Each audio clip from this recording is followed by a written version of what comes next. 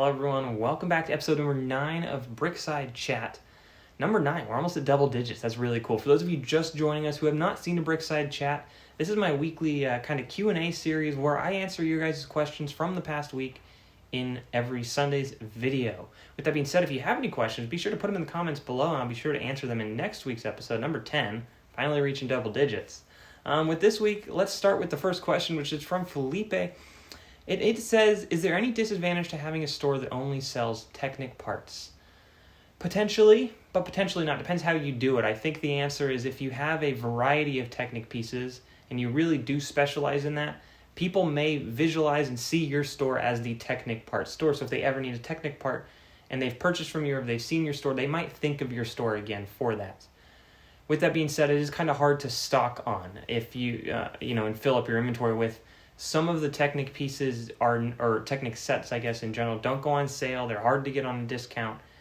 And with that being said, some of the Technic pieces, like Technic pins, and there's a ton of others that just don't sell. They're just really unique, weird pieces that just won't sell. People have a hard, or a million of them, and a hard time willing to spend money for pieces that they know they already have in their collection or whatever it might be. So there could be an advantage if you specialize in Technic and you do a good job of kind of marketing it and being Technic only and having a wide variety, very wide variety of those parts. And of course, good prices and stuff. But it's going to be hard to keep your inventory full for sure. The second question from Felipe is it better to buy small sets in great quantity or larger sets in smaller quantity? And I thought this was a good question because it really depends what your goal is for your store. If you're at have a limited space, and let's say you only have 10 stack-on drawers, then it might be better for you to buy smaller sets in a greater quantity because you can fill those drawers up, but not be wasting drawers for pieces like, let's say you were going to buy 10 small sets or 2 big sets. Those 2 big sets might have 200 lots in them, meaning you're going to take up 200 different spaces for those pieces. And the minimum quantity of those pieces you'll have is 2. If you buy 10 small sets, they might only have 25 lots in them, and the minimum quantity you're going to have there is 10 because you have that set. But if you want to have a wide variety, a ton of different lots in your store and less quantity of each lot, then you can go with the larger sets and smaller quantity of those sets. I know when we buy, it really depends on obviously what's on sale, but we still mark ourselves at, we try to get 8 sets before we part things out. But personally, I'd prefer to get some smaller sets, depending what pieces are in larger sets. But it's also easier to part out smaller sets. I can sit down and part out 20 small sets real easily because I can lay out all the drawers right in front of me and I don't have to be walking around to the other side of the table or, trying to find pieces or where did I put this piece and I know I saw this piece, but what drawer is it in? All that kind of stuff. It is easier personally for smaller sets, but it totally is up to you depending what your goal really is with the store. Next question is from Hugo, and it's kind of a big one. Well, not a big one, I guess, but it's an interesting one for me. Do you know where buyers are or how buyers are buying from you? Do they use your store selection feature and your wanted list?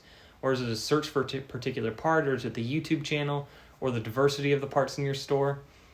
I don't have a way of tracking how people buy, but based on their orders, sometimes I can tell where they came from or why they came to the store. So for those sets or those orders that are like 1 or 2 pieces, I know that most likely the reason they came to my store is because I had that piece at a decent price and the shipping maybe was reasonable, yada, yada, yada. All the things just matched up and that's what they found, probably the best price being for that piece or the highest, the best ranking store in terms of, or the only USA seller, whatever it might be, if it's a single or a couple pieces, not large quantity. Now, some people do come from the YouTube channel and I'll get a little message on the order that says, love your YouTube channel, or some of you guys order and I see your names in the comments. I reply to your comments and I see you guys ordering from our store, which is awesome. I thank you guys so much for that. I appreciate it. And then some people, they do use the wanted list, and I can tell for that because it might be 300 lots, 400 pieces. And most of the lots are like 1, 2, maybe 3 or 4, and they never buy out the whole section or the whole category of that certain piece. So you can usually tell if it's a wanted list order. Those are the worst orders to pick, but people need certain parts, then they don't necessarily need to buy all of them. The worst thing, though, as a seller is when someone buys, you have 10 in your inventory, and someone buys 9 pieces, and now you got 1 little piece sitting in the drawer. That is the worst.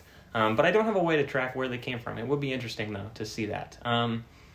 If you were to set prices to the minimum price, do you think you would have an explosion of orders? Absolutely, 100%. The second that you are that first, pop up, that first store that you see when someone searches for a piece, and to see, in our store, we usually have a good quantity of most pieces.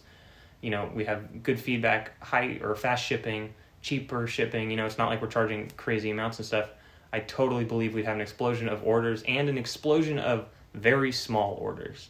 An explosion of orders where they just need this one or two pieces, and now they're going to go get that one or two pieces from our store at a really, really good price, and we're shipping out very small bubble mailers with very few pieces in them. Those were both Hugo's questions. The next question we have comes from Fun Brick Creations. How much were the scales you used to measure the packages? And I actually did a whole video on this counting scale. You can click it up in the little card on the top right of the screen. I'm playing around with YouTube here. The scale, I think when we got it was $90. I'll put a link in the description as well to all the products we use. But the scale was $90 when we got it because we purchased it used on Amazon. I think it's like $250 new, or maybe $200, somewhere around there. So it's very expensive, but if you can get it around $90 used, it does pay off. And this is the scale we use to weigh our packages on, though if you're only using the scale for packages, I'd recommend just a small food scale or a small, some sort of other scale. It goes up to a few pounds, and you just put your package on there. They'll cost you $20, $30 maybe. You don't need to spend a couple $100 for a scale. Also asked, what do you use to make those labels on the containers? We use a program called BC Studio, which stands for Barcode Studio, or if we're just talking about the front labels with the just the numbers with the D0123 or whatever the drawer number is, we use the Avery labels. Again, I'll put the link in the description to those. And then I just went in, essentially it's Word, it's Pages on a Mac, but it's Word, just a Word document, and I went through, and you can download a template from Avery.com, and you can type in all the numbers, and then I just created a table. So when I typed in D0001, you could click the 0001 and drag it down. It would automatically go 1, 2, 3, 4, 5. Like so. You can also do this on Avery.com. You can type in the number for the labels you have, and then they'll give you kind of a template on the website you can actually edit. Next question from Funbrick says, do you use Instant Cart? And I think you mean Instant Checkout by this. Or do you make your own invoices with the correct weight to give the right postage cost?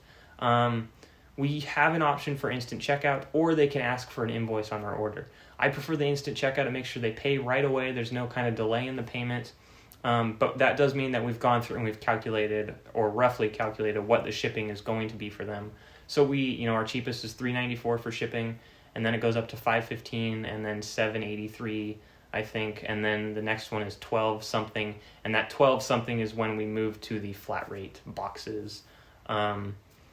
But if they want to they can request an invoice, and if they want that, they can. If they're only purchasing instructions or so, like something, paper, or let's just say sticker sheets or something, they don't need to pay the $3.94 or whatever I said. They can just request an invoice, and I know, okay, I can ship this over media mail a lot cheaper, and I'll invoice them for what that would cost. But we prefer Instant Checkout, and I'd say probably between 90 and 95% of the orders we get is Instant Checkout. They instantly pay for the order. Next question is from BrickLink Mox. Is there any way to practice the process of fulfilling an order, or will I have to figure it out when I get my first real order? Unfortunately, I don't think there's really a way to practice it. You will have to just, check your that page when you get your first order. But with that being said, I think when you do get your first order page, it is very clear on the page how you would pick the order and stuff. Another thing is you can go through and you can set up a template and the layout of that order page. So you can change the settings as to what you would like on that page.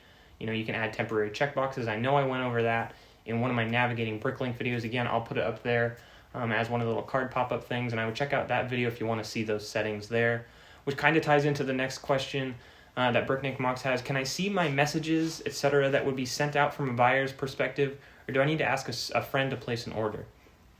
You can see all your messages and set up all your messages in one of the setup messages section, which will also be in that video. I don't remember where it is right now, but I'll put a thing on the screen that'll hopefully help to tell you how to get there to that messages, your default kind of template messages section. And from there you can edit everything that you're going to send to buyers or that will be sent out to buyers as a message. And it's I would definitely recommend changing those, not changing them all the way, but modifying them to your personal store. So, you know, when you purchase from a BrickLink order or BrickLink seller, you're not getting the same message over and over and over again from store to store. You're getting kind of a unique message with your store. It makes it a little more personal, I think.